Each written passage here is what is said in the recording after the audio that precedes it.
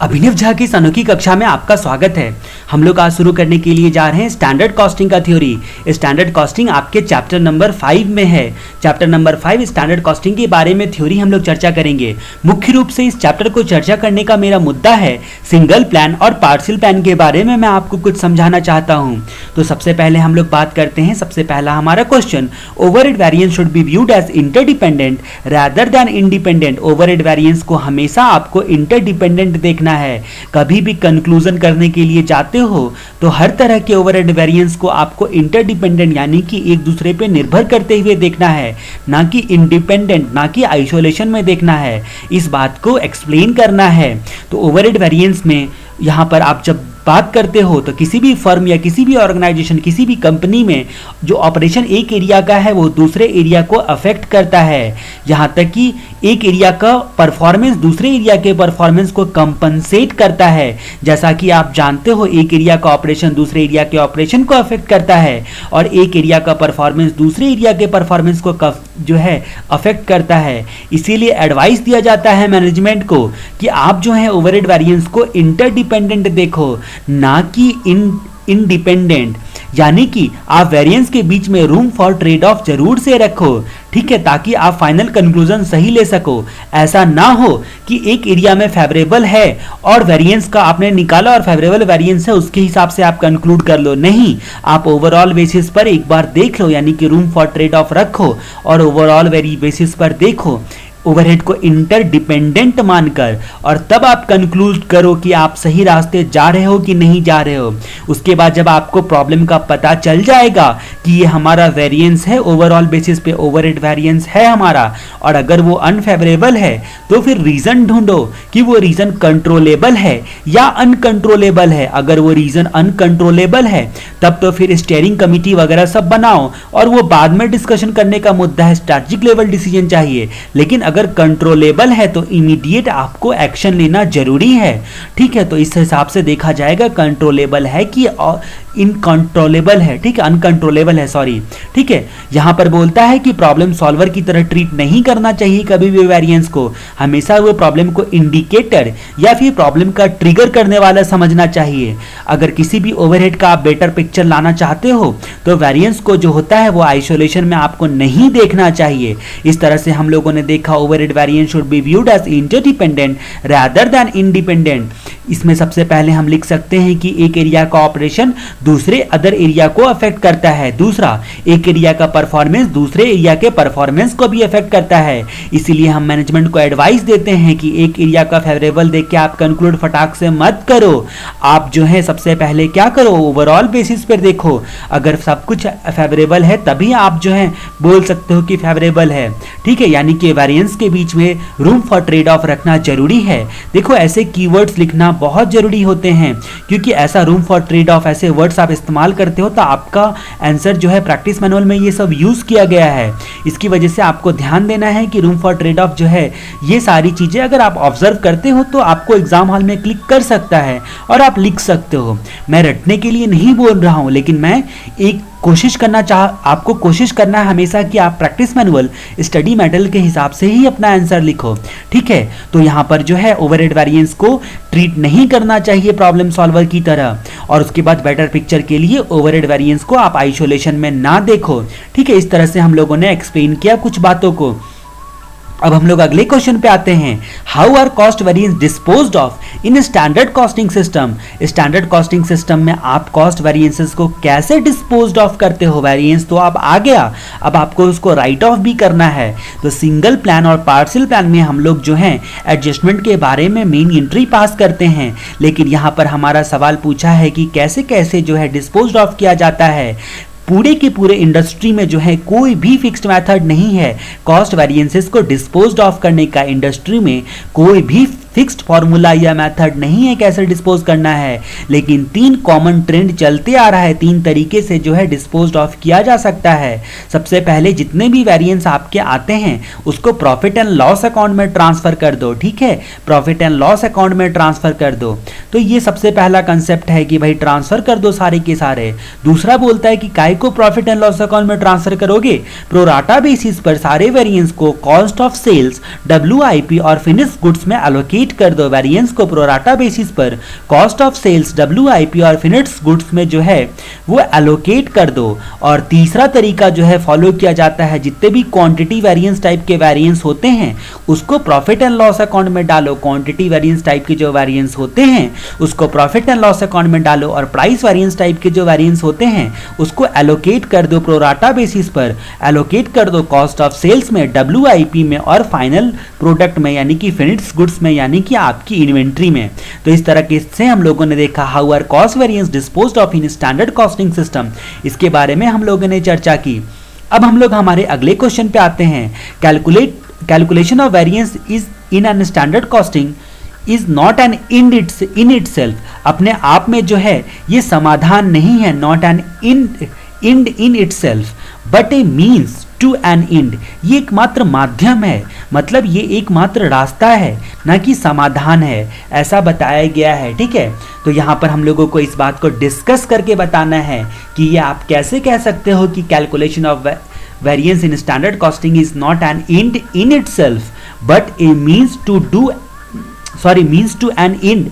Discuss करना इस बात को, स्टैंडर्ड कॉस्टिंग को कैलकुलेट करना यानी कि कैलकुलेशन करना, आपने कैलकुलेट कर दिया, ऐसा नहीं है कि भाई सब कुछ आपका समाधान हो गया, बस कैलकुलेट कर दिया हम बहुत अच्छे हैं, नहीं, ये सिर्फ समाधान ट्रिगर करता है प्रॉब्लम को। ठीक है, जैसा कि हमने डिस्कस किया था, स्टैंडर्ड कॉस्टिंग में हमेशा देखा जाए तो मेन रूप से सिर्फ एकमात्र काम किए जाते हैं, वेरिएंस एनालिसिस किया जाता है स्टैंडर्ड कॉस्टिंग में जो आप पढ़ते हो। तो यहाँ पे वेरिएंस एनालिसिस किया जाता है, मतलब मटेरियल, लेबर और ओवरहेड जो आप करते रहते हो, मेटल में प्राइस वेरिएंस निकालते हो, उसमें यूजेस वेरिएंस निकालते हो, इसी चीज़ को हम लोग एनालिसिस करना बोलते हैं। तो वेरिएंस एनालिसिस करते हैं हम लोग। वेरिएंस एनालिसिस करने के लिए हम लोगों को लोगों को क्या करना पड़ता है, कंपेयर करना पड़ता है प्री डिटरमाइंड स्टैंडर्ड से, कंपेयर करना पड़ता है वेरिएंस एनालिसिस के लिए प्री डिटरमाइंड स्टैंडर्ड से, यानी कि स्टैंडर्ड हम लोग पहले से डिसाइड कर लेते हैं कि ये स्टैंडर्ड रेट इतना होगा, इतना स्टैंडर्ड क्वांटिटी होगा। ठीक है, तो यहाँ पर हम लोग स्टैंडर्ड से क्या क्या डिफरेंस आया एक्चुअल में, इस चीज़ का एनालिसिस करते रहते हैं। जो वेरिएंस का कारण होता है वो दो प्रकार का कारण हो सकता है, कंट्रोलेबल और अनकंट्रोलेबल। कंट्रोलेबल जो है इस पे हम लोगों को इमीडिएट एक्शन लेना बहुत जरूरी होता है। ठीक है, तो ये कंट्रोलेबल वेरिएंस जो होता है, सीधा सीधा बोला जाए तो मैनेजमेंट का सिर्फ एक ही सवाल का जवाब हम लोग यहाँ पे ढूंढते रहते हैं, what the cost should be, और उसको एक्चुअल के साथ कंपेयर करते हैं, जो डिफरेंस आता है उसको हम लोग वेरिएंस बोलते हैं, और वेरिएंस का कारण ढूंढते हैं कि वेरिएंस क्यों आया, और वो जो कारण है वो कंट्रोलेबल है या अनकंट्रोलेबल है, ये देखा जाता है। ठीक है, तो यहाँ पर हम लोग देखें, यहाँ पर एक बात और लिखी हुई है आपके प्रैक्टिस मैनुअल में कि अगर मंथ एंड पर अगर वेरिएंस को एनालिसिस किया जाए तो भी इनफ होगा। तो जैसा कि अगर हम लोग थोड़ी देर के बाद सिंगल प्लान और पार्शियल प्लान में देखा जाएगा तो उसमें हम लोग डिस्कस करेंगे इसी चीज़ के बारे में कि मंथ एंड पर करना वेरिएंस एनालिसिस उसको क्या बोला जाता है, और रियल टाइम बेसिस पर जो हम लोग वेरिएंस एनालिसिस करते हैं उसको क्या बोला जाता है। ठीक है, पार्शियल प्लान बोला जाता है पीरियोडिक बेसिस पे जब आप करते हो, पी से पार्शियल और पी से जो है पीरियोडिक बेसिस। ठीक है, तो पार्शियल प्लान के बारे में हम लोग चर्चा करेंगे, और सिंगल प्लान में जो है रियल टाइम बेसिस पे किया जाता है। ठीक है, तो वेरिएंस का ओरिजिन और कारण जानकर उसका समाधान निकालना पड़ता है। ठीक है, या तो वेरिएंस आपका जो है एलिमिनेट कर दिया जाए पूरी तरह से, या फिर उसको रिड्यूस करना है, ये हमारा मकसद होता है। इसकी वजह से हम लोग कंट्रोलेबल और अनकंट्रोलेबल दो बातें जो है वो जानते हैं। कंट्रोलेबल में वेरिएंस में हम लोग क्या क्या देखेंगे, तो अमाउंट क्या है वेरिएंस का, कंट्रोलेबल वेरिएंस में हम लोग अमाउंट देखेंगे। ठीक है, फैक्टर या कारण क्या है, और क्या है कारण जिसकी वजह से आपका वेरिएंस हुआ है। तो पहला पॉइंट अमाउंट ऑफ वेरिएंस, दूसरा फैक्टर और कॉज ऑफ देयर अकरेंस, किस कारण से अकर हुआ है, कौन रिस्पॉन्सिबल है मैनेजमेंट में, the responsibility to laid on executive and department पर रिस्पॉन्सिबिलिटी देखेंगे हम लोग, और उसके बाद corrective action which should be taken to reduce the variance को रिड्यूस करने के लिए क्या क्या करेक्टिव एक्शन आपको लेना है। तो ये 4 पॉइंट जो है कंट्रोलेबल वेरिएंस के बारे में देखा जाएगा। ठीक है, तो यहाँ पर आपके प्रैक्टिस मैनुअल में जो आंसर लिखा हुआ है उसके हिसाब से मैं बता रहा हूँ आपको। तो हम लोग यहाँ पर करेक्टिव एक्शन क्या लिया जाएगा उसके बारे में देखना है। केवल वेरिएंस को करेक्ट कर लेना ये एक समाधान नहीं होता है। केवल वेरिएंस को आपने करेक्ट कर लिया तो वो इमीडिएट सॉल्यूशन तो हो गया, लेकिन आपको परमानेंट उसको हमेशा के लिए उसको दूर कर देना है। इसकी वजह से आपको जो है सारे फैक्टर को, सारे इफ एंड वर्ड को देखने पड़ेंगे, यानी कि वेरिएंस का इवैल्यूएशन पूरी तरीके से करना पड़ेगा, ठीक है। यानी कि इसमें टॉप मैनेजमेंट लोग शामिल होंगे और ये एक स्ट्रैटेजिक डिसीजन होगा। तो इस तरीके से हम लोगों ने 3 क्वेश्चन अब तक स्टैंडर्ड कॉस्टिंग में कवर किए। पहला क्वेश्चन हमारा था overhead variance should be viewed as interdependent rather than independent, जिसमें हम लोगों ने देखा था एक एरिया का ऑपरेशन अदर एरिया पर इफेक्ट करता है, एक एरिया का परफॉर्मेंस दूसरे एरिया को के परफॉर्मेंस को कंपनसेट करता है। मैनेजमेंट को एडवाइस दिया जाता है कि किसी भी एक एरिया में फेवरेबल देखकर आपको ज़्यादा खुश होने की जरूरत नहीं है, ओवरऑल बेसिस पर देखते रहो। और वेरिएंस के बीच में रूम फॉर ट्रेड ऑफ रखना काफी जरूरी होता है, ठीक है। हम लोग वेरिएंस को प्रॉब्लम सॉल्वर की तरह ट्रीट ना करें, हम लोग इसको सिर्फ प्रॉब्लम का इंडिकेटर की तरह ट्रीट करना चाहिए। बेटर पिक्चर के लिए ओवरहेड वेरिएंस को आपको आइसोलेशन में देखना नहीं चाहिए, जबकि ओवरऑल बेसिस पे देखना चाहिए। फिर हम लोगों ने देखा कॉस्ट वेरिएंस को डिस्पोज ऑफ करने के क्या क्या तरीके होते हैं। कोई फिक्स्ड मेथड नहीं होता है इंडस्ट्री में, लेकिन 3 कॉमन मेथड फॉलो किए जाते हैं। सबसे पहला ट्रांसफर कर देना है प्रॉफिट एंड लॉस अकाउंट में, दूसरा प्रोराटा बेसिस पर कॉस्ट ऑफ सेल WIP और फिनिश्ड गुड्स में एलोकेट करना है, तीसरा हम लोगों को राइट ऑफ करना है। तीसरा तरीका है जो इन दोनों का मिक्सचर है, इसमें क्वांटिटी वेरिएंस को प्रॉफिट एंड लॉस अकाउंट में राइट ऑफ करो और प्राइस वाले को एलोकेट करो कॉस्ट ऑफ सेल्स में, WIP में और फिनिश्ड गुड्स में, ठीक है। इस तरह से हम लोगों ने क्वेश्चन देखा था। उसके बाद हम लोगों ने देखा था calculation of variance in standard costing is not an end in itself but a means to an end. तो वेरिएंस एनालिसिस हम लोगों को करना रहता है, जिसमें हम लोग 2 प्लान को फॉलो करते हैं, पार्शियल प्लान और सिंगल प्लान को। इससे हम लोग क्या करते हैं, वेरिएंस एनालिसिस करते वक्त में कंपेयर करते हैं प्री डिटरमाइंड स्टैंडर्ड के हिसाब से। प्री डिटरमाइंड स्टैंडर्ड जो होता है वो एक मतलब वो टर्म जो होता है वो क्या एक्चुअली स्टैंडर्ड होगा वो टॉप मैनेजमेंट लोग ही डिसाइड करते हैं, ठीक है। उसके लिए कोई फिक्स फार्मूला भी नहीं होता है कि इसी प्राइस को स्टैंडर्ड लेना है, वो हम लोग पास्ट एक्सपीरियंस से निकालते हैं और मार्केट ट्रेंड के हिसाब से हम लोग निकालते हैं और थोड़ा बहुत उसमें एडजस्टमेंट करते हैं। रीजन फॉर वेरिएंस क्या होता है उसको हम लोग देखेंगे, कंट्रोलेबल है या अनकंट्रोलेबल है। कंट्रोलेबल वेरिएंस में क्या क्या देखेंगे, अमाउंट ऑफ वेरिएंस, क्या फैक्टर है या फिर क्या कारण है अकरेंस होने का वेरिएंस का, कौन रिस्पॉन्सिबल है, एग्जीक्यूटिव और डिपार्टमेंट में मैनेजमेंट में कौन रिस्पॉन्सिबल है, और करेक्टिव एक्शन हम लोगों को लेना है वेरिएंस को रिड्यूस करने का। और करेक्टिव एक्शन के वक्त हम लोगों को ध्यान क्या रखना है कि आपको वेरिएंस को केवल करेक्ट नहीं करना है बल्कि मतलब टेम्पोररी बेसिस पर परमानेंट यानी कि आगे भी नहीं आने चाहिए। इस तरह से हम लोगों ने कुछ क्वेश्चंस के बारे में डिस्कस किया। अब हम लोग अगले क्वेश्चन पे बढ़ते हैं। यहाँ पर हम लोग देखते हैं describe 3 distinct group of variance that arise in standard costing. 3 group में हम लोगों को वेरिएंस को बताना है जो अराइज होते हैं स्टैंडर्ड कॉस्टिंग में, ठीक है। तो 3 ग्रुप आप बता दो। एक आप इतने सारे आप लोग रेट वेरिएंस और price variance, users variance, labour efficiency variance और ये सारी चीज़ें आप कैलकुलेट करते रहते हो, ठीक है। तो पहला इफिशियंसी, पहला ग्रुप आप इफिशियंसी डाल सकते हो क्योंकि ये प्रैक्टिस मैनुअल में आंसर लिखा हुआ है, ठीक है। उसके बाद प्राइस एंड रेट, दूसरा ग्रुप में आप प्राइस एंड रेट डाल सकते हो। और तीसरा variance due to volume, volume के कारण जो आता है जो कि आप फिक्स्ड ओवरहेड में जनरली निकालते हो। तो variance due to volume, efficiency, price and rate and variance due to volume, इतनी सारी चीज़ें हम लोगों को यहाँ पर 3 कैटेगरी में बताई गई है। यहाँ पर हम लोग इफिशियंसी वेरिएंस में हम लोग अगर की बात करते हैं तो मटेरियल या लेबर की इफिशियंसी या इनइफिशियंसी के कारण ये अराइज होता है। प्राइस में जो है प्राइस वाले और रेट वाले में प्रोक्योरमेंट प्राइस और स्टैंडर्ड की तुलना में जो है मतलब स्टैंडर्ड की तुलना जब करते हैं तो अंतर आ जाता है, तो प्राइस एंड रेट वेरिएंस इस कारण से अकर होता है। और volume variance due to volume, actual activity और स्टैंडर्ड एक्टिविटी में डिफरेंस के कारण इफेक्ट आता है ये वॉल्यूम वेरिएंस का। एक्टिविटी में, एक्चुअल एक्टिविटी और स्टैंडर्ड एक्टिविटी में, ठीक है। एक्टिविटी वर्ड याद रखना है यहाँ पर, तो बस इतना ही लिखा गया है आपके प्रैक्टिस मैनुअल में, variance due to volume activity के कारण, ठीक है। उसके बाद हम लोग अगले कंसेप्ट की बात कर अगला क्वेश्चन की बात करते हैं। सॉरी, ये क्वेश्चन काफ़ी लंबा चौड़ा में दिया हुआ है, आप इसको जस्ट रीड कर लो, ठीक है। पॉज करके आप रीड कर सकते हो चाहो तो। मैं इसका बस एक क्रक्स बताता हूँ कि क्वेश्चन कहना क्या चाह रहा है। यहाँ पर बोला जाता है कि स्टैंडर्ड कॉस्टिंग जो होता है वो हमेशा आपके एक्सपेक्टेड और या फिर एंटीसिपेटेड, यहाँ पर एंटीसिपेटेड या एक्सपेक्टेड के हिसाब से आप स्टैंडर्ड निकाल लेते हो, यानी कि स्टैंडर्ड क्वांटिटी और स्टैंडर्ड रेट निकाल लेते हो। लेकिन जब एक्चुअल काम करने के लिए जाते हो तो आपको वातावरण जो होता है वो डिफरेंट मिलता है। जो आप एंटीसिपेट करते हो इस हिसाब का तो वातावरण नहीं नहीं होता है एग्जैक्टली सेम टू सेम, यानी कि एक्चुअल में जो होता है जब परफॉर्म करने के लिए जाते हो तो आप जो है एंटिसिपेटेड से वो सारे के सारे सिचुएशन डिफरेंट हो जाते हैं। Current environment is different from the that anticipated.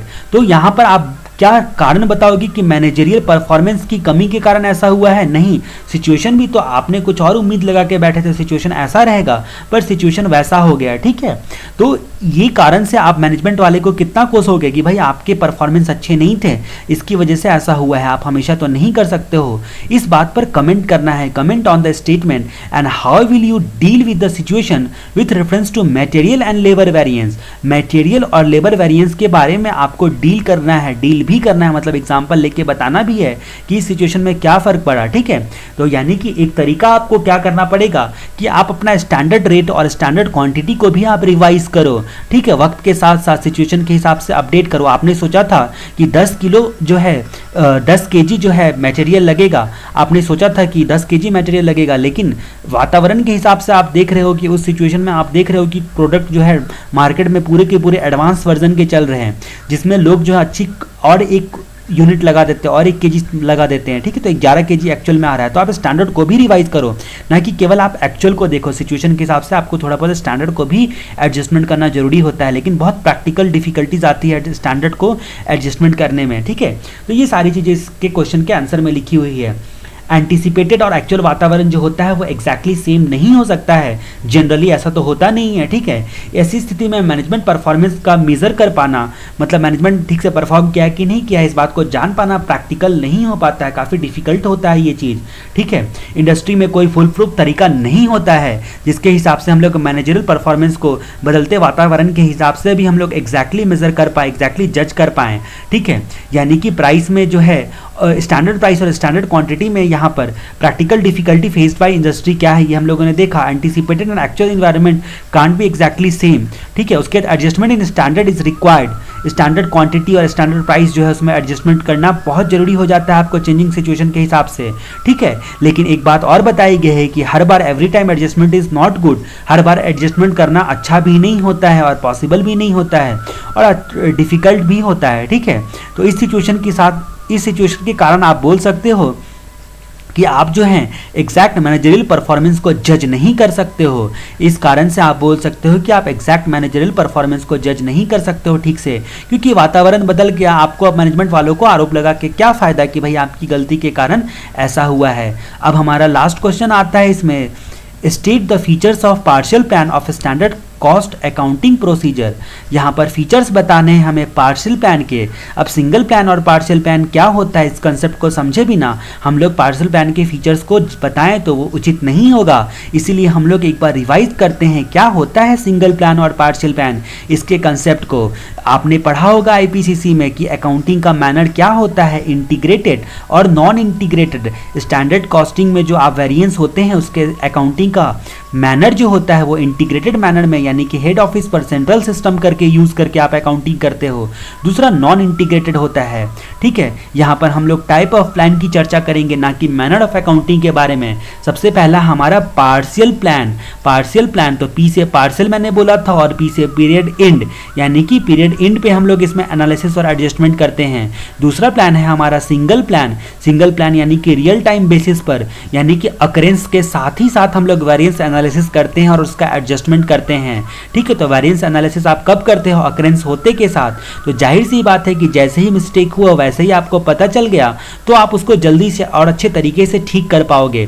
तो ये हमारे सिंगल प्लान की खासियत होती है कि जैसे ही मिस्टेक आपको पता चला, ठीक है। तो स्टैंडर्ड कॉस्टिंग में बुक्स ऑफ अकाउंट्स आपको मेंटेन करना है तो आपको जो है वेरिएंस की एंट्री करनी पड़ेगी, ठीक है। आप जो है कॉस्टिंग में दो प्रकार से जो है अकाउंट्स को मेंटेन करते हो।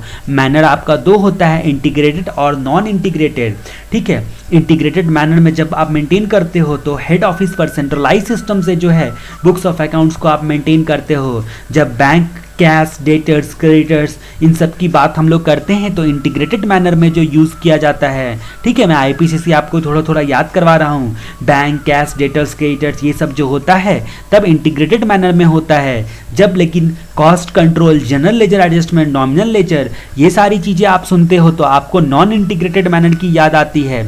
तो टाइप्स ऑफ प्लान में पार्शियल प्लान और सिंगल प्लान, दो प्रकार का प्लान होता है। ये हमारे फाइनल में पढ़ने का मुख्य मुद्दा है, ठीक है। तो पार्शियल प्लान के बारे में सबसे पहले हम लोग देखते हैं। हम लोग यहाँ पर पार्शियल प्लान में सबसे पहले क्या किया जाता है, सारे WIP अकाउंट को, मतलब जितने भी आपके एक्चुअल पेमेंट होते हैं मटेरियल के, लेबर के, ओवरहेड के, उसको हम लोग क्या करते हैं, डेबिट करते हैं WIP को एक्चुअल के बेसिस पर, और स्टैंडर्ड के बेसिस पर हम लोग क्रेडिट करते हैं, ठीक है। तो इस प्लान में WIP अकाउंट को, वर्क इन प्रोग्रेस अकाउंट को आपको डेबिट किया जाता है एक्चुअल के बेसिस पर, और स्टैंडर्ड या बजटेड, अगर बजटेड एप्लीकेबल होता है जैसे कि फिक्स्ड ओवरहेड में, तो उसके बेसिस पर जो है क्रेडिट किया जाता है WIP अकाउंट को, ठीक है। जो भी डिफरेंस आता है आएगा आपका, जाहिर सी बात है कि वही वेरिएंस होगा। आपने एक्चुअल स्टैंडर्ड का डिफरेंस ले लिया WIP अकाउंट के थ्रू, तो वही का वही आपका वेरिएंस हो जाएगा, उसी को आप वेरिएंस नाम से बोल सकते हो। तो देखो यहाँ पर पार्शियल इसका नाम है। पार्शियल इसका नाम क्यों है, क्योंकि आप एनालिसिस जो होता है वो पीरियड एंड पे करते हो, ना कि इमीडिएट बेसिस पे, ना कि रियल टाइम बेसिस पे, ठीक है। ड्यूरिंग द पीरियड आप क्या करते हो, as it is actual cost के बेसिस पर आप एंट्री पास कर देते हो, और एक एंट्री आप WIP जो है स्टैंडर्ड बेसिस पे कर देते हो, और लास्ट में आप देखते हो कि भैया क्या वेरिएंस आया है और कहाँ वेरिएंस आया है। तो पहली बात मैंने आपको बोली कि आपको WIP अकाउंट आप डेबिट करते हो एक्चुअल के बेसिस पर, जनरल एंट्री भी हम लोग थोड़ी देर में देखेंगे, और आप WIP अकाउंट को क्रेडिट करते हो स्टैंडर्ड के बेसिस पर, ठीक है। स्टैंडर्ड के बेसिस पे आपने क्रेडिट कर दिया, उसके बाद आप लोग जो है at the end of period analysis और एडजस्टमेंट करते हो, वेरिएंस का एनालिसिस करते हो और एडजस्टमेंट करते हो। एनालिसिस करने का मतलब price variance, use variance metal में निकालते हो आप, ठीक है। तो इसी तरह इसी सब चीज़ों को जो आप अलग अलग फार्मूला यूज करते हो उसी को एनालिसिस करना बोलते हैं, ठीक है। आप जो है statement of analysis of variance निकालते भी होगे एग्जाम में क्वेश्चन सॉल्व करते वक्त में स्टैंडर्ड कॉस्टिंग का, ठीक है, प्रैक्टिकल सॉल्व करते वक्त में। मतलब जो कुछ भी एक्सपेंस आप एक्चुअली आपका होते चले जाएगा उसको, यानी कि मटेरियल लेबर ओवरहेड में एक्सपेंस होते चला जाएगा ड्यूरिंग द पीरियड, उसको आप WIP अकाउंट में चार्ज करते चले जाओगे, WIP अकाउंट में चार्ज करते चले जाओगे, और लास्ट में डेट में देखोगे कि आपको जो है वेरिएंस का क्या करना है, ठीक है। तो इस तरीके से हम लोगों ने कुछ बातें थ्योरेटिकल जानी है पार्शियल प्लानिंग के बारे में, जो हम लोगों को थ्योरी में काम आएगा। लेकिन अभी हम लोग जर्नल एंट्री एक बार देख लेते हैं, यानी कि रिवाइज कर लेते हैं। पार्शियल प्लान में आप जो है जर्नल एंट्री कैसे कैसे पास करते हो, तो सबसे पहले तो आप पेमेंट की एंट्री पास करोगे, यानी कि आप जो कुछ भी पेमेंट करोगे मटेरियल के लिए, लेबर के लिए और ओवरहेड के लिए, उसको आप जो है बैंक या कैश से पेमेंट करोगे, ठीक है। तो material control account debit, labour control account debit, overhead control account debit to bank और कैश, ठीक है। आप एक्चुअल बेसिस पे आपने पेमेंट की एंट्री करी, एक्चुअल बेसिस पे पेमेंट की एंट्री करी, ये ड्यूरिंग द पीरियड हो रहा है। ये आप स्टार्टिंग में पास करोगे, ये एंट्री शुरू में लिखना चाहिए था हमें, लेकिन यहाँ पर हमने ये एंट्री लिखी, सबसे पहले आप पेमेंट कर देते हो, ठीक है। उसके बाद जैसा कि मैंने कहा कि एक्चुअल बेसिस पे आपको WIP अकाउंट को डेबिट करना है, ठीक है। तो WIP account debit, material control account, labour control account और ओवरहेड कंट्रोल अकाउंट, ठीक है। क्रेडिट किया आपने WIP अकाउंट डेबिट जो material control account, labour control account और ओवरहेड कंट्रोल अकाउंट, ये भी एक्चुअल बेसिस पे, यानी कि एक्चुअल प्राइस जो आपने पेमेंट किया है वो यहाँ पर भी होते चला जाएगा, ठीक है। तो हमने एक्चुअल में दो एंट्री पास की एक्चुअल बेसिस पर, पहला पेमेंट की एंट्री और दूसरा WIP अकाउंट में डेबिट करने की एंट्री। और उसके बाद हम लोगों ने डिस्कस किया था, यहाँ पर हमने स्टेप ही समझा था। यहाँ पर हम लोगों ने सबसे पहले देखा था क्या कि डेबिट करना है हम लोगों को WIP अकाउंट को एक्चुअल बेसिस पे, दूसरा हमारा क्या है कि क्रेडिट करना है हम लोगों को WIP अकाउंट को स्टैंडर्ड बेसिस पे। तो हम लोग स्टैंडर्ड बेसिस पे जब क्रेडिट करते हैं तो यहाँ पर finish goods account debit to WIP account, हम लोग स्टार्टिंग में ही मटेरियल, लेबर, ओवरहेड इन सबको जोड़ के यानी कि कॉस्ट शीट बना लेंगे। जो हमारा कॉस्ट शीट होगा वो स्टैंडर्ड, जो हमारा जो स्टैंडर्ड रेट के हिसाब से होगा, हमने कॉस्ट शीट बना लिया मान लो, तो आप डायरेक्ट एक्चुअल क्वांटिटी से मल्टीप्लाई करके आप स्टैंडर्ड जो है निकाल सकते हो। तो finished goods account debit to WIP account, finished goods account debit to WIP account, तो आपने WIP अकाउंट से स्टैंडर्ड बेसिस पे क्रेडिट किया, ठीक है। तो यहाँ पर आपका एक्चुअल बेसिस की एंट्री आपने पास की थी, यहाँ पर आपने स्टैंडर्ड की एंट्री पास की। अब जो है एडजस्टमेंट एंट्री पास करोगे आप at the end of the period. End of the period जो है आप एडजस्टमेंट एंट्री कैसे पास करोगे उसके बारे में हम लोग देखते हैं। तो यहाँ पर जो है WIP अकाउंट से आपके सारे के सारे वेरिएंस जो हैं वो डिस्क्लोज करेंगे। यहाँ पर एक WIP अकाउंट डेबिट किया, दूसरा WIP अकाउंट क्रेडिट किया, तो यानी कि दोनों WIP का डिफरेंस का अकाउंट जो है वो यहाँ पर हम लोगों को डिफरेंस यहाँ पर शो करेगा, यानी कि इस वाली एंट्री में, हमारी चौथी एंट्री में हमारा डिफरेंस शो करेगा। इस क्वेश्चन में हम लोग यानी कि इस जनरल एंट्री पास करते वक्त में हम लोग एज्यूम करके चल रहे हैं कि सारे के सारे वेरिएंस आपके अनफेवरेबल हैं, सारे के सारे वेरिएंस आपके अनफेवरेबल हैं। और जैसा कि आपको पता है कि debit all the losses and expenditure, जैसा कि आपने प्रिंसिपल ऑफ अकाउंटिंग में पढ़ा होगा, तो अनफेवरेबल है यानी कि आपका जो है सबके सब डेबिट हो जाएंगे, ऐसा हम लोग मान के चलते हैं। अगर फेवरेबल होते तो ये सब क्रेडिट भी होते हैं, ठीक है। तो material usages variance account debit, material rate variance account debit, labour rate variance account debit, labour efficiency variance account debit, overhead expense account debit और फिक्स्ड ओवरहेड वॉल्यूम, ठीक है, account debit, variance account debit. तो सारे variance को unfavourable मानना है, इसीलिए सारे के सारे डेबिट में आ गए। और ये WIP जो हम लोगों ने यहाँ पर WIP एक्चुअल बेसिस पे डेबिट किया था और यहाँ पे क्रेडिट किया था, उसके हिसाब से भी हमारा जो है वेरिएंस यहाँ पर WIP में शो कर रहा है। तो इस तरीके से हम लोग एंट्री पास कर सकते हैं पार्सल प्लान में। मैं आपको फिर से पार्सल प्लान के बारे में समझा दूं।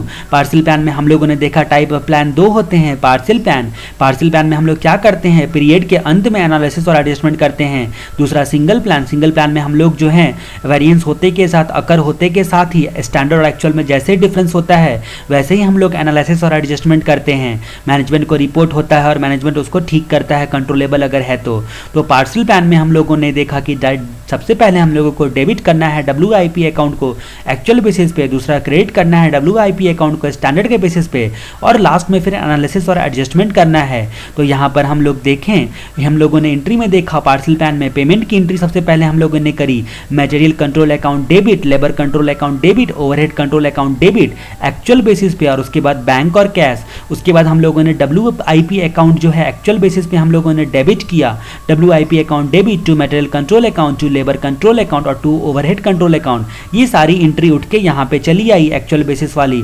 तो WIP अकाउंट को हम लोगों ने डेबिट कर दिया एक्चुअल बेसिस पे। हम लोग WIP अकाउंट को क्रेडिट करते हैं एक्चुअल बेसिस पे, सॉरी स्टैंडर्ड बेसिस पे WIP अकाउंट को आप क्रेडिट करेंगे। Finish goods account debit to WIP account credit, ठीक है, यानी कि finish goods account debit to WIP account. अब ये वाला WIP जो हम लोगों ने डेबिट करा था यहाँ पर एक्चुअल बेसिस पे और स्टैंडर्ड बेसिस पे हम लोगों ने क्रेडिट करा है, दोनों का डिफरेंस जो आ गया है वो ये आ गया, यानी कि वो हमारा वेरिएंस हो गया। और वेरिएंस का अलग अलग मटेरियल का, लेबर का, ओवरहेड का आप फार्मूला बेसिस पे निकाल भी सकते हो क्वेश्चन में, और इस तरह से भी एंट्री पास कर सकते हो, ठीक है। पहले कैलकुलेट कर लो ये सब और फटाक से एंट्री पास कर दो, ठीक है। अब हमारी चर्चा आगे बढ़ते हुए हम लोग देखेंगे सिंगल प्लान के बारे में। सिंगल प्लान के बारे में हम लोग चर्चा करेंगे, ठीक है, यानी कि रियल टाइम बेसिस पे ऑकरेंस होते के साथ ही, जैसे ही आपका अकर हुआ, दुर्घटना हुआ, वैसे ही आप रियल टाइम बेसिस पे उसको आइडेंटिफाई करोगे और एडजस्ट करोगे, यानी कि एंट्री हम लोग कैसे पास करेंगे उसके बारे में हम लोग चर्चा करते हैं। सबसे पहले यहाँ पर भी हम लोग मानेंगे कि सारे के सारे वेरिएंस मानो कि अनफेवरेबल हैं, मटेरियल हो, लेबर हो या ओवरहेड हो, सब के सब हम लोगों का जो वेरिएंस आया है वो फेवरेबल आया है। इस हिसाब से हम लोग जो है जनरल एंट्री को देखेंगे, और अकॉर्डिंगली आप जानते ही हो कि अगर फेवरेबल होगा तो फिर उल्टा एंट्री हो जाएगा, ठीक है। तो सबसे पहले हम लोग बात करते हैं जनरल एंट्री कैसे पास करेंगे, अकरेंस के साथ ही पास करेंगे। सबसे पहले हम लोग यहाँ पर बात करते हैं material control account debit, material price variance account debit to cash और बैंक। जो आप यहाँ पर एक्चुअल बेसिस पे पेमेंट करोगे, कैश और बैंक जो आपने मटेरियल को पेमेंट किया वो एक्चुअल बेसिस पे पेमेंट किया, ठीक है, एक्चुअल बेसिस पे आपने पेमेंट किया। और यहाँ पर मटेरियल कंट्रोल अकाउंट डेबिट आपने पास किया, मटेरियल प्राइस वेरिएंस यहाँ पर डिफरेंस जो है आपका वेरिएंस को शो करेगा, ठीक है। तो इस तरह से हमारे ये प्राइस वेरिएंस का जर्नल एंट्री पास हो जाएगा। एक्चुअल बेसिस पे आपने क्रेडिट किया, स्टैंडर्ड बेसिस पे आपने डेबिट किया, उसके बाद प्राइस वेरिएंस अपने आप निकल जाएगा, स्टैंडर्ड और एक्चुअल का डिफरेंस जो है आपका वेरिएंस हो जाएगा। Material control account debit, material price variance account debit to cash और बैंक। आपको ज़्यादा पेमेंट करना पड़ा, यानी कि देखो अनफेवरेबल है, आपको ज़्यादा पेमेंट करना पड़ा, आपका standard material control account debit इतना ही था, आपको पेमेंट ज़्यादा करना पड़ा, इसलिए वेरिएंस जो अनफेवरेबल यहाँ पर एंट्री हो जाएगी। अगर फेवरेबल होता तो ये टू साइड में होता, ठीक है। तो प्राइस वेरिएंस का हम लोगों ने एंट्री पास कर दिया मटेरियल के केस में। अब हम लोग यूजर्स वेरिएंस की बात करते हैं मटेरियल के केस में। मटेरियल के केस में यूजर्स वेरिएंस की जब हम लोग बात करते हैं तो WIP control account debit, WIP control account debit standard के बेसिस पर उसके बाद जो है मटेरियल कंट्रोल अकाउंट यहाँ पर जो एक्चुअल के बेसिस पर, और मटेरियल यूजेस वेरिएंस आपका जो है डिफरेंस यहाँ पर हो गया। तो देखो अकर होते के साथ यहाँ पर एंट्री आपने पास करके इफेक्ट को जो है एडजस्टमेंट कर दिया, ठीक है। तो प्राइस वेरिएंस और यूजर्स वेरिएंस अंतर इतना ही है कि देखो आपने पार्सल प्लान में कुछ और देखा और सिंगल प्लान की हम लोग जहाँ पर बात कर रहे थे रियल टाइम बेसिस पे हम लोग यहाँ पर कर रहे हैं। तो जर्नल एंट्री मटेरियल में material control account debit, material price variance account debit to cash और बैंक, और दूसरा एंट्री क्या होगा WIP control account debit, material usages variance account debit और टू मटेरियल कंट्रोल अकाउंट। उसके बाद हम लोग लेबर वेरिएंस की बात करते हैं। लेबर में रेट और इफिशियंसी दो प्रकार की जो है आपको पता है कि रेट वेरिएंस और इफिशियंसी वेरिएंस दो टाइप होता है लेबर वेरिएंस में। तो सबसे पहला labour control account debit, labour control account debit और labour rate variance account debit to bank और कैश। ये एक्चुअल बेसिस पे पेमेंट किया, ये स्टैंडर्ड बेसिस पे डेबिट किया। Labour control account debit, labour rate variance account debit to bank और cash. और उसके बाद जो है लेबर रेट वेरिएंस के बाद लेबर इफिशियंसी वेरिएंस की बात हम लोग करते हैं। यहाँ पर इफिशियंसी वेरिएंस में क्या होता है WIP control account debit, WIP control account debit, labour efficiency variance account debit मान के चल रहे हम लोग अनफेवरेबल है to labour control account, to labour control account. उसके बाद हम लोग फिक्स्ड ओवरहेड की बात करते हैं, एक्सपेंस और volume, fixed overhead control account debit, fixed overhead expense account debit to bank और कैश। और उसके बाद वॉल्यूम में हम लोग देखते हैं वॉल्यूम वेरिएंस में WIP control account debit, fixed overhead volume variance account debit to fixed overhead control account. उम्मीद है कि आपको जर्नल एंट्री से थोड़ा बहुत आइडिया लग गया होगा कि सिंगल प्लान और पार्सल प्लान क्या होता है। मैं यहाँ पर प्रैक्टिकल सॉल्व करके नहीं दिखा रहा हूँ, इसकी वजह से मैं थोड़ा थ्योरेटिकल फॉर्म में और जर्नल एंट्री के फॉर्म में आपको बताने की मैंने कोशिश करी है। और प्रैक्टिकल सॉल्व करना, उसके बाद इन सब चीज़ों का लेज़र बना के देखना, वो आपका काम है, जो कि आपकी स्टडी मटेरियल और प्रैक्टिस मैनुअल के सिंगल प्लान और पार्सल प्लान के सारे एडजस्टमेंट्स को आप देखोगे, ठीक है, जब प्रैक्टिकल सॉल्व करते रहोगे तो। उसके बाद हम लोग अपने क्वेश्चन पे आते हैं। हमारा मेन क्वेश्चन क्या था, मैं इस क्वेश्चन को समझाने के लिए मैंने बेस फॉर्म किया आपका state the features of parcel plan of standard cost accounting procedure standard. तो यहाँ पर हम लोगों को फीचर्स ऑफ पार्सल प्लान बताने हैं। स्टैंडर्ड कॉस्ट अकाउंटिंग प्रोसीजर में फीचर्स बताने हैं पार्सल प्लान के। तो पार्सल प्लान के जो हम लोगों को फीचर्स बताने हैं, सबसे पहला फीचर्स हमारा है कि इन्वेंट्री को करंट स्टैंडर्ड कॉस्ट फिगर पर ही बुक्स ऑफ अकाउंट्स में हम लोग सबसे पहले रिकॉर्ड कर लेते हैं। जैसा कि हम लोगों ने बात किया था, हम लोगों ने पहले देखा था कि WIP अकाउंट को हम लोगों को क्रेडिट करना है, स्टैंडर्ड के बेसिस पर हम लोगों को WIP अकाउंट को क्रेडिट करना है। तो फिनिश्ड गुड्स यानी कि inventory will be valued at current standard cost. शुरू में ही हम लोग इन्वेंट्री को कैसे का वैल्यू करते हैं, स्टैंडर्ड के बेसिस पर वैल्यू कर देते हैं। तो WIP अकाउंट को हमने क्रेडिट किया था। उसके बाद हम लोग बात करते हैं, दूसरा नंबर पॉइंट हमारा क्या बोलता है कि actual expense charge through WIP account. जैसे जैसे एक्चुअल खर्चा होते चला जाता है वैसे वैसे हम लोग जो हैं during the period WIP account में चार्ज कर देते हैं डायरेक्टली, ठीक है। ये चीज़ हम लोगों ने देखा था। उसके बाद यहाँ पर तीसरा नंबर पॉइंट क्या है कि यहाँ पर हम लोगों को क्लोजिंग बैलेंस ऑफ WIP को स्टैंडर्ड पर शो करते हैं, ठीक है। तो क्लोजिंग बैलेंस ऑफ WIP, जैसा कि हम लोगों ने एंट्री में भी यहाँ पर देखा था कि क्लोजिंग बैलेंस ऑफ WIP को हम लोग यहाँ पर finished goods account debit to WIP account करके हम लोगों ने एंट्री पास करी थी यहाँ पर, ठीक है। स्टैंडर्ड के बेसिस पे हम लोगों ने शो किया था, ठीक है। तो उसी के बारे में यहाँ पर थ्योरेटिकली बता रहा है, थ्योरेटिकली जो है, और हमारी एंट्री आगे पीछे थोड़ी बहुत हो सकती है, ठीक है। तो क्लोजिंग ऑफ WIP को जो है स्टैंडर्ड कॉस्ट के हिसाब से शो किया जाता है, और जो भी बैलेंस आएगा WIP में जो हम लोगों ने डेबिट किया और क्रेडिट किया, उसके डिफरेंस को हम लोग को वेरिएंस बोला जाता है। उसके डिफरेंस को हम लोग वेरिएंस की तरह रिप्रेजेंट करते हैं, ठीक है। और चौथे नंबर पॉइंट में भी लास्ट में फीचर्स में लिखा हुआ है the analysis of variance is done after end of the month. तो ये तो हमें पता ही है कि एंड ऑफ द पीरियड के बाद जो है एनालिसिस किया जाता है पार्सल प्लान में, लेकिन यहाँ पर लिखा हुआ है analysis of variance is done after the end of the month, ठीक है। तो मंथ के एंड के बाद, यानी कि पीरियोडिक एंड के बाद एक्चुअली होता है, लेकिन यहाँ पर मंथ एंड के बाद करके लिखा हुआ है। इस तरह से हम लोगों ने स्टैंडर्ड कॉस्टिंग की थ्योरी के बारे में हम लोगों ने चैप्टर नंबर 5 कवर किया। ये आंसर आपके प्रैक्टिस मैनुअल से आप देख सकते हो। उसके बाद हम लोग बात करते हैं अगले चैप्टर नंबर 6 की बात करते हैं। चैप्टर नंबर 6 हमारा क्या है, costing of service sector. Service sector की कॉस्टिंग के बारे में हम लोग यहाँ पर चर्चा करेंगे। चैप्टर नंबर 6 से हमारा सर्विस सेक्टर की कॉस्टिंग के बारे में जहाँ पर हम लोग चर्चा करेंगे। तो सबसे पहला हमारा क्वेश्चन क्या बनता है, सबसे पहला क्वेश्चन हमारा है discuss with example the basic costing method to assign cost to service, ठीक है। बेसिक कॉस्टिंग मेथड क्या होता है कॉस्ट टू सर्विस को असाइन करने के लिए। अब हम लोगों ने खर्चे जो है जितने भी कॉस्ट पर हम लोगों ने प्रोडक्ट पे तो खर्चे हम लोगों ने देख लिया कि कैसे कैसे असाइन करना है, ठीक है। हमारा ट्रेडिशनल मेथड था ABC कॉस्टिंग था, लेकिन हम लोग यहाँ पर सर्विस की बात कर रहे हैं कि कॉस्टिंग मेथड हमें बताना है जो असाइन करेगा कॉस्ट किसको असाइन किया जाएगा, सर्विस को असाइन किया जाएगा, ठीक है। तो जॉब कॉस्टिंग मेथड एक मेथड है आपका, दूसरा प्रोसेस कॉस्टिंग मेथड, इसके बारे में आपने पढ़ा भी है, तीसरा हाइब्रिड कॉस्टिंग मेथड, तो जॉब कॉस्टिंग, प्रोसेस कॉस्टिंग ये तो आपको आराम से पता है क्योंकि आपने पढ़ा है, और तीसरा हाइब्रिड कॉस्टिंग मेथड। तो इस तरह से हम लोगों ने सर्विस के बारे में यहाँ पर 3 पॉइंट है, एग्जाम्पल के तौर पे हम लोग देखेंगे बेसिक मेथड क्या होते हैं। तो ये 3 बेसिक मेथड इसमें होते हैं। पहला मेथड जो होता है हमारा जॉब कॉस्टिंग मेथड, तो इसमें जॉब को आइडेंटिफाई किया जाता है, ठीक है। जॉब को सबसे पहले आप हर एक जॉब को आइडेंटिफाई करते हो, उसके बाद पार्टिकुलर एक्सपेंस को उस पर असाइन करते हो सुटेबल बेसिस बनाकर आप जो है पार्टिकुलर एक्सपेंडिचर को असाइन करते हो, किसी पार्टिकुलर सर्विस का कॉस्ट जो है आप ऑब्टेन करने के लिए आप असाइन करते हो, ठीक है।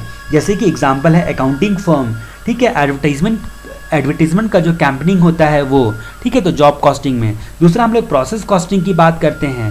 प्रोसेस कॉस्टिंग में क्या होता है, बैच प्रोसेसिंग की तरह हर सिमिलर यूनिट को एक कैटेगरी में बांट दिया जाता है, ठीक है। प्रोसेस कॉस्टिंग में जितने भी सिमिलर यूनिट होते हैं सर्विस सेक्टर के, उसको एक कैटेगरी में बांट दिया जाता है, और कैटेगरी में बांटने के बाद उसमें कॉस्ट को जो है वो असाइन किया जाता है, कॉस्ट को बांटा जाता है, ठीक है। तीसरा मेथड है इन दोनों का मिक्सचर, हाइब्रिड कॉस्टिंग।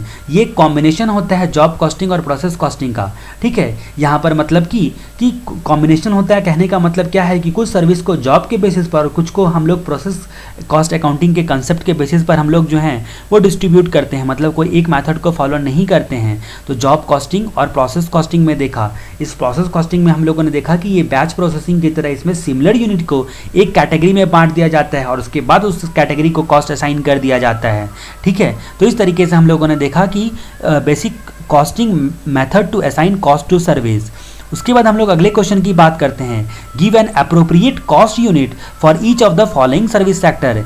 कुछ सर्विस सेक्टर को हम लोगों को अप्रोप्रिएट कॉस्ट यूनिट देना है, अप्रोप्रिएट कॉस्ट यूनिट देना है। तो अप्रोप्रिएट कॉस्ट यूनिट क्या होगा, ठीक है। तो सबसे पहले हम लोग होटल की बात करते हैं। होटल जो है हमारा, यानी कि ये क्या है, सर्विस सेक्टर है। देखो ये सब सर्विस सेक्टर का लिस्ट दिया हुआ है और उनके लिए कॉस्ट यूनिट क्या प्रॉपर होंगे, जिसके हिसाब से हम लोग सर्विस सेक्टर में कॉस्ट को हम लोगों को क्या करना है, हम लोगों को कॉस्ट को असाइन करना है, ठीक है, एलोकेट करना है। तो हम लोग यहाँ पर बात करते हैं, होटल की बात करते हैं। होटल में लोग जो है जनरली रात को रहने के लिए इस्तेमाल करते हैं या रुकने के लिए बुक करते हैं, इसीलिए इसका जो है आप बेड नाइट अवेलेबल, ठीक है, या फिर बेड नाइट ऑक्यूपाइड, इस यूनिट के हिसाब से बांट सकते हो, बेड नाइट अवेलेबल और बेड नाइट ऑक्यूपाइड। दूसरा हम लोग स्कूल की बात करते हैं, ठीक है, क्रेच या प्री स्कूल, जैसे बच्चों को आपने आवरली बेसिस पे क्रेच वगैरह सब आप देखोगे बड़े शहरों में चार्ज करते हैं, ठीक है, जिसमें बच्चे दिन डे केयर जो उनका होता है तो उसमें आवरली बेसिस पे भी चार्ज किया जाता है, ठीक है। तो यहाँ पर स्टूडेंट आवर या फिर number of full time student, number of full time basis पे, तो ज़्यादातर हमने जो स्कूल में पढ़ा है तो फुल टाइम बेसिस पे था, number of full time student के बेसिस पे था, लेकिन स्टूडेंट आवरली बेसिस पे भी कहीं कहीं चार्ज किया जाता होगा, ठीक है। इसके बाद हम लोग हॉस्पिटल की बात करते हैं। हॉस्पिटल में कौन रहता है, पेशेंट रहता है, तो पेशेंट पर डे या रूम पर डे, ठीक है। हॉस्पिटल में पेशेंट पर डे या रूम पर डे ये यूनिट हम लोग ले सकते हैं। अकाउंटिंग फर्म की बात करते हैं। अकाउंटिंग फर्म में क्लाइंट आवर्स जो है एग्जाम लिखा गया है कॉस्ट यूनिट का। अकाउंटिंग फर्म में आपके प्रैक्टिस मैनुअल में क्लाइंट आवर लिखा गया है। उसके बाद हम लोग ट्रांसपोर्ट की बात करते हैं। ट्रांसपोर्ट में जो है पैसेंजर किलोमीटर या फिर टन किलोमीटर, ठीक है, इस तरह से हम लोग बांटते हैं, ठीक है, ट्रांसपोर्ट सेक्टर में गुड्स का या फिर पैसेंजर का, ठीक है। अगर गुड्स की बात हम लोग करते हैं तो पैसेंजर किलोमीटर के हिसाब से, और अगर हम लोग इंसानों की बात करते हैं, ठीक है, तो यहाँ पर आपका जो है पैसेंजर्स की बात करते हैं तो पैसेंजर पर किलोमीटर, और गुड्स की बात करते हैं तो टन पर किलोमीटर, ठीक है। सॉरी मैंने गलत बोला उस वक्त। स्टाफ कैंटीन की बात करते हैं, ध्यान भटक जाता है कभी कभी। स्टाफ कैंटीन की बात करते हैं, नंबर ऑफ मील्स प्रोवाइडेड और नंबर ऑफ स्टाफ, कितना मील प्रोवाइड किया जा रहा है या फिर कितने स्टाफ हैं उसके हिसाब से चार्ज किया जाता है, ठीक है। Machine maintenance, machine hour to user department, machine hour के बेसिस पर, ठीक है, जो यूज़र डिपार्टमेंट है उसको मशीन सॉरी मशीन मेंटेनेंस है, यहाँ पर मशीन मेंटेनेंस है, machine hour to user department. उसके बाद कंप्यूटर डिपार्टमेंट है computer time to user department, computer time कितना कितना कंप्यूटर इस्तेमाल किया, कितने कितने वक्त इस्तेमाल किया है उसके हिसाब से, जैसे आपके इंटरनेट कैफ़े वाले चार्ज करते हैं, ठीक है। तो ये हम लोगों को बताया गया है अप्रोप्रिएट यूनिट। उसके बाद हम लोग बात करते हैं explain the main characteristics of service sector costing. Service sector costing के मेन कैरेक्टरिस्टिक्स क्या क्या होते हैं इसके बारे में हम लोग चर्चा करते हैं। तो यहाँ पर सबसे पहले पॉइंट में बताया गया है एक्टिविटी आर लेबर इंटेंसिव। जो भी आपकी एक्टिविटीज़ होती हैं, ठीक है, मेन कैरेक्टरिस्टिक्स क्या है सर्विस सेक्टर की, लेबर इंटेंसिव होती हैं, ठीक है, लेबर इंटेंसिव एक्टिविटीज़ होती है सर्विस सेक्टर में। मतलब आपको जो है मटेरियल वगैरह सब ज़्यादा नहीं होता है, लेकिन आप जो हैं यहाँ पर सर्विस में यानी कि लेबर की मेहनत का आपको यहाँ पर पैसा चार्ज किया जाता है। तो लेबर इंटेंसिव होता है एक्टिविटीज़, यहाँ पे काम जो होता है यहाँ पर लेबर इंटेंसिव होता है। दूसरा यहाँ पर बताया गया है कि यहाँ पर cost unit is usually difficult to define, ठीक है। आपका जो कॉस्ट यूनिट होता है, जो कि अभी हम लोगों ने सब चीज़ों को देखा, हम लोगों ने देखा ना, यहाँ पर कॉस्ट यूनिट हम लोगों को पूछा गया था। इसको कॉस्ट यूनिट किस तरह से हम लोग हो सकता है शायद गलत भी ले ले किसी चीज़ का, तो कॉस्ट यूनिट जो है वो डिफाइन करना काफ़ी डिफिकल्ट टास्क होता है, काफ़ी चैलेंजिंग टास्क होता है। तो cost unit is often difficult to define. तो ये प्रॉब्लम है, अक्सर प्रॉब्लम आती है कि एग्जैक्ट कॉस्ट यूनिट जो है हम लोग को जिस पे बांटना है सर्विस में जो एक्सपेंस लिया गया है हमको उसका पता ही नहीं चल पाता है, ठीक है। उसके बाद हम लोग बात करते हैं क्लासीफाई प्रोडक्ट टू प्रोडक्ट और पीरियड कॉस्ट। ये भी डिफिकल्टी हमें आती है कि हम प्रोडक्ट में या फिर पीरियड कॉस्ट में किस तरह से क्लासीफाई कर देते हैं सर्विस कॉस्ट को भी। कॉस्ट तो है सर्विस का, लेकिन हम लोग प्रोडक्ट के लिए क्लासीफाई करना हो जाता है, क्योंकि हमारी या तो बिजनेस की पॉलिसी होती है, बिजनेस का रिक्वायरमेंट होता है, या फिर इंडस्ट्री का रिक्वायरमेंट होता है, या इंडस्ट्री की पॉलिसी होती है। जो भी है हम लोगों को सर्विस में जो खर्चे करते हैं हम लोग वो खर्चे सर्विस में एलोकेट ना करके हम लोग प्रोडक्ट में एलोकेट कर देते हैं या पीरियड कॉस्ट में एलोकेट कर देते हैं, ठीक है। तो क्यों एलोकेट करते हैं, तो सर्विस का खर्चा होने के बावजूद भी ऐसे मतलब कुछ खर्चे ऐसे होते हैं सर्विस के खर्चे होने के बाद भी हम लोग क्या करते हैं कि मैन्युफैक्चरिंग इंडस्ट्री वाले क्या करते हैं प्रोडक्ट या पीरियड कॉस्ट में उसको बांट देते हैं। उसके मुख्य कारण क्या क्या हैं। पहला कारण है कि आप इन्वेंट्री की जो पर यूनिट कॉस्ट होती है उसको डिटरमाइन करना चाहते हो। क्यों डिटरमाइन करना चाहते हो, क्योंकि आप सेलिंग प्राइस फिक्स करना चाहते हो सारे कॉस्ट को जानने के बाद, इसलिए उसमें ही आप प्रोडक्ट कॉस्ट में ही डाल देते हो। दूसरा है जो है कॉस्ट पर यूनिट आपको रिपोर्ट करना होता है, या तो किसी लॉ का रिक्वायरमेंट होता है या आपकी इंटरनल पॉलिसी होती है। तीसरा बोलता है कि कॉस्ट कंट्रोल पर्पस के लिए आप यहाँ पर एनालिसिस कर पाते हो सही तरीके से, और कॉस्ट कंट्रोल के लिए, कॉस्ट रिडक्शन के लिए आप ये काम करते हो। तो यहाँ पर मेन कैरेक्टरिस्टिक्स हम लोगों ने सर्विस सेक्टर कॉस्टिंग में क्या देखा, एक्टिविटी लेबर इंटेंसिव होते हैं, कॉस्ट यूनिट जो होते हैं अक्सर डिफिकल्ट होते हैं डिफाइन करना, और यहाँ पर हम लोगों को जनरली हम लोग प्रोडक्ट या पीरियड कॉस्ट में क्लासीफाई कर देते हैं। पर यूनिट कॉस्ट को डिटरमाइन करने के लिए या फिर रिपोर्ट करने के लिए हम लोगों को पर यूनिट कॉस्ट को, और कॉस्ट कंट्रोल पर्पस के लिए, ठीक है। अब हम लोग अगर रिवाइज करते हैं तो हम लोगों ने सबसे पहले क्या देखा, overhead variance should be viewed as interdependent rather than independent. तो यहाँ पर हम लोगों का जो ओवरहेड वेरिएंस जो होता है वो इंटरडिपेंडेंट देखना है, ना कि इंडिपेंडेंट, क्योंकि एक एरिया का ऑपरेशन दूसरे एरिया को अफेक्ट करता है, एक एरिया का परफॉर्मेंस दूसरे एरिया के परफॉर्मेंस को कंपनसेट करता है। एडवाइस किया जाता है मैनेजमेंट को कि आप जो है एक एरिया में फेवरेबल देख के ज़्यादा खुश ना हो जाओ, रूम फॉर ट्रेड ऑफ जो है वेरिएंस में रखना बहुत ज़रूरी होता है। हम लोगों को वेरिएंस को प्रॉब्लम सॉल्वर की तरह नहीं देखना चाहिए, बल्कि केवल प्रॉब्लम इंडिकेटर की तरह देखना चाहिए। बेटर पिक्चर के लिए ओवरहेड वेरिएंस को जो है आपको आइसोलेशन में व्यू करना नहीं चाहिए। ये हम लोगों ने पहला देखा था। उसके बाद हम लोगों ने देखा था how are cost variance disposed of, कैसे कैसे डिस्पोज्ड ऑफ करते हैं। कोई फिक्स्ड मेथड नहीं होता इंडस्ट्री में, 3 कॉमन मेथड होते हैं, प्रॉफिट एंड लॉस अकाउंट में ट्रांसफर करो, या प्रोराटा बेसिस पर कॉस्ट ऑफ सेल WIP और फिनिश गुड्स में बांट दो, या फिर तीसरा मेथड होता है कि क्वांटिटी वेरिएंस वाले जो वेरिएंस होते हैं क्वांटिटी वाले वो प्रॉफिट एंड लॉस अकाउंट में चार्ज करो, और प्राइस वेरिएंस को आप कॉस्ट ऑफ सेल्स WIP और फिनिश गुड्स में जो है आप एलोकेट कर दो। उसके बाद हम लोगों ने अगला क्वेश्चन देखा था, calculation of variance in standard costing is not an end in itself but a means to an end. ये जो होता है मींस होता है। तो हम लोगों को वेरिएंस एनालिसिस करने के लिए हम लोगों को स्टैंडर्ड रेट की जरूरत पड़ती है, जिससे हम लोग कंपेयर करते हैं। रीजन ऑफ वेरिएंस 2 प्रकार के हो सकते हैं, कंट्रोलेबल और अनकंट्रोलेबल। कंट्रोलेबल वेरिएंस में हम लोगों को अमाउंट, कारण, कौन रिस्पॉन्सिबल और क्या करेक्टिव एक्शन लेना है, इन सब के बारे में देखा था। ये करेक्टिव एक्शन जो हमें लेना है वो हमें लॉन्ग टर्म के परस्पेक्टिव से परमानेंट नेचर का लेना चाहिए, इस बात को ध्यान रखना है। फिर हम लोगों ने 3 डिस्टिंक्ट ग्रुप ऑफ वेरिएंस बताया था, 3 ग्रुप में वेरिएंस को बताया था, efficiency, price and rate and volume के कारण जो वेरिएंस होता है वो 3 ग्रुप में हम लोगों ने बताया था। उसके बाद हम लोगों ने देखा था कि मैनेजरल परफॉर्मेंस को बदलते वातावरण के हिसाब से आप नहीं बोल सकते हो कि मैनेजमेंट रिस्पॉन्सिबल है। किसी भी घटना मतलब स्टैंडर्ड और एक्चुअल में डिफरेंस आ गया तो आप पूरा का पूरा मैनेजमेंट पे इल्जाम नहीं लगा सकते हो, क्योंकि आपने जो स्टैंडर्ड डिसाइड किया था, जिस परिस्थिति के मद्देनजर रख के किया था, वो एक्चुअल में परिस्थिति नहीं थी। तो ये काफ़ी प्रैक्टिकल डिफिकल्टी जो सारी इंडस्ट्री को फेस करना पड़ता है वो है।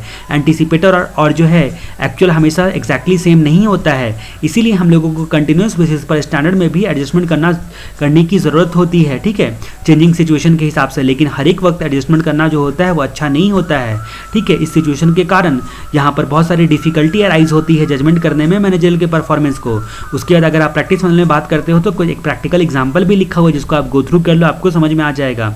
उसके बाद हम लोगों ने देखा था features of parcel plan of standard cost accounting procedure, ठीक है। पार्सल प्लान के फीचर्स से पहले हम लोगों ने यहाँ पर डिस्कस करा था कि सिंगल प्लान और पार्सल प्लान क्या होता है, मैनर ऑफ अकाउंटिंग, इंटीग्रेटेड और non integrated types of plan, parcel plan और सिंगल प्लान। पार्सल प्लान में पीरियड के एंड पे हम लोग एनालिसिस और एडजस्टमेंट करते हैं, और सिंगल प्लान में रियल टाइम बेसिस पे, यानी कि ऑनलाइन सिस्टम के ज़माने में आजकल यही फॉलो किया जाता है। तो पार्सल प्लान में हम लोग को डेबिट करना है सारे WIP अकाउंट को एक्चुअल बेसिस पे, और क्रेडिट करना है WIP अकाउंट को स्टैंडर्ड के बेसिस पे, और एनालिसिस और एडजस्ट करना है at the end of the period. ये पार्सल प्लान में हम लोगों ने चर्चा करी थी। उसके बाद हम लोगों ने जर्नल एंट्री देखा था, पेमेंट की entry, metal control account debit, labour control account debit, overhead control account debit to bank और कैश एक्चुअल बेसिस पे। फिर हम लोगों ने डेबिट किया था WIP अकाउंट को एक्चुअल बेसिस पे, क्योंकि हम लोगों ने यहाँ पर पहले स्टेप में देखा था कि हम लोगों को WIP अकाउंट को डेबिट करना है, क्रेडिट करना है स्टैंडर्ड के बेसिस पर, ठीक है। तो इसके वजह से हम लोगों ने क्या किया, यहाँ पर WIP अकाउंट को डेबिट किया, WIP account debit to metal control account, to labour control account, to overhead control account. जैसे हम लोगों ने कंट्रोल अकाउंट को यहाँ पर क्रेडिट किया और यहाँ पर डेबिट किया था, तो ये मामला यहीं पर रफा दफा हो जाता है। WIP अकाउंट जो है हमारा यहाँ पर, उसके बाद हम लोग फिनिश गुड्स अकाउंट की बात करते हैं। फिनिश गुड्स अकाउंट को हम लोगों ने स्टैंडर्ड बेसिस पर जो है WIP अकाउंट से क्रेडिट करना है। Finish goods account debit to WIP standard के बेसिस पर हम लोगों ने क्रेडिट करना है, ठीक है। तो WIP अकाउंट एक बार डेबिट है, एक बार क्रेडिट है, यानी कि दोनों का डिफरेंस हमारा यहाँ पर वेरिएंस कहलाएगा, और यहाँ पर WIP इसी की वजह से आ गया, और सारे वेरिएंस को metal price uses variance account debit, metal rate variance account debit, labour rate variance account debit, labour efficiency variance account debit, overhead expense variance account debit, overhead volume variance account debit. इस तरह से हम लोगों ने सारे variance की entry करी, उसके बाद WIP में ट्रांसफर किया। हमारा पार्सल प्लान यहाँ पर खत्म हुआ। उसके बाद हम लोग बात किए थे सिंगल प्लान के बारे में। रियल टाइम बेसिस पे हम लोगों को आइडेंटिफाई एडजस्टमेंट करते चले जाना है। जनरलिटी मेटल की पास किए थे, प्राइस और यूजेस, प्राइस वेरिएंस में metal control account debit, metal price variance account debit to cash और बैंक, कैश और बैंक एक्चुअल बेसिस पे हो रहा है और ये स्टैंडर्ड के बेसिस पे हो रहा है, ठीक है। यूज वेरिएंस में WIP control account debit, metal use variance account debit to metal control account. उसके बाद लेबर वेरिएंस में रेट और इफिशियंसी, दो प्रकार की एंट्री हम लोगों ने देखी थी। फिर फिक्स्ड ओवरहेड में देखा था, एक्सपेंस और वॉल्यूम वेरिएंस के बारे में हम लोगों ने चर्चा करी थी। उसके बाद हम लोगों ने साइलेंट पार्सल प्लान के जो है आपके फीचर्स हैं उसके बारे में देखा था कि इन्वेंट्री जो होंगे वे वैल्यू किए जाएंगे, WIP अकाउंट में आपको क्रेडिट करना है, करंट स्टैंडर्ड कॉस्ट के बेसिस पर कर दिया। उसके बाद आपको एक्चुअल एक्सपेंस को चार्ज करते चलना है WIP अकाउंट में। क्लोजिंग बैलेंस ऑफ WIP को जो होता है वो स्टैंडर्ड कॉस्ट पे भी आपको शो करना है, जैसा कि हम लोगों ने शो किया था, ठीक है। और उसका जो डिफरेंस आया था वो वेरिएंस आया था। और यहाँ पर चौथे नंबर पॉइंट पे यहाँ पर लिखा हुआ है लास्ट में, जो आपके पीरियोडिक बेसिस पे ईच मंथ के एंड पे जो है वेरिएंस का आपको एडजस्टमेंट किया जाएगा। Discuss with example the basic costing method to assign cost to service में असाइन करने के लिए क्या बेसिक अकाउंट मेथड फॉलो किए जाते हैं। जॉब कॉस्टिंग, प्रोसेस कॉस्टिंग और hybrid costing. Hybrid costing, job costing और प्रोसेस कॉस्टिंग का जो है वो मिली जुली सभ्यता होती है, ठीक है। उसके बाद हम लोगों ने अप्रोप्रिएट कॉस्ट यूनिट सेलेक्ट किया था इन सब सर्विस सेक्टर्स का, और यहाँ पर हम लोगों ने अगले क्वेश्चन में यहाँ पर देखा भी था कि अप्रोप्रिएट कॉस्ट यूनिट जो है वो सेलेक्ट करना काफ़ी डिफिकल्ट होता है। ये मेन कैरेक्टरिस्टिक्स में ही बता दिया गया था, ये एक तरह से लिमिटेशन हो गया, ठीक है। और एक्टिविटी यहाँ पर लेबर इंटेंसिव होता है, कॉस्ट यूनिट जो होता है वो डिफिकल्ट होता है डिफाइन करना। फिर हम लोग जो है प्रोडक्ट कॉस्ट में ही बांट देते हैं ज़्यादातर केस में, क्योंकि हम लोगों को जो है सेलिंग प्राइस डिटरमाइन करना पड़ता है, और इसकी वजह से हम लोग यहाँ पर ये पॉलिसी अपनाती है मैन्युफैक्चरिंग सेक्टर, जो सर्विस के जो खर्चे होते हैं उसको वो प्रोडक्ट में ही बांट देती है। दूसरा जो है हम लोगों को रिपोर्ट करना होता है कॉस्ट पर यूनिट को। तीसरा जो होता है हम लोगों को कंट्रोल पर्पस के लिए भी हम लोग ऐसा काम करते हैं, ठीक है। तो जनरली यही ट्रेंड फॉलो किया जाता है। इस तरह से कैरेक्टरिस्टिक्स के बारे में सर्विस सेक्टर में हम लोगों ने देखा था।